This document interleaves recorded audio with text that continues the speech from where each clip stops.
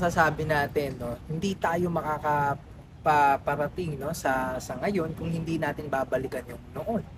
Ibig sabihin po nito, napaka-importante na balikan natin ang ating kasaysayan, pag-aralan, kasi ito yung naging bunga na, no, yung pagiging makabayan natin na sa ngayon, at isa na tayong tawag dito country na malayang bansa na pwede tayo may press freedom na nga, at malaya tayo makakapagpahayag ng ating salog. Nating mahalin at pahalagahan pa po ang ating Wow. kasaysayan, kasi yung tinatamasa nating kalayaan ngayon, Ngayon. wala sa atin ngayon kung hindi nagsakripisyo yung mga Pilipino dati at ang ating mga Yes, Dapat tama. mapanood ko ng mga estudyante ko. Oy, mga estudyante ko, sana mapanood yun ba itong interview na ginawa ko sa anak ko. Naku, nakaka-touch. Ayos. Yun na. Kaya Salamat. ang quote ko, ano yun, quote? yung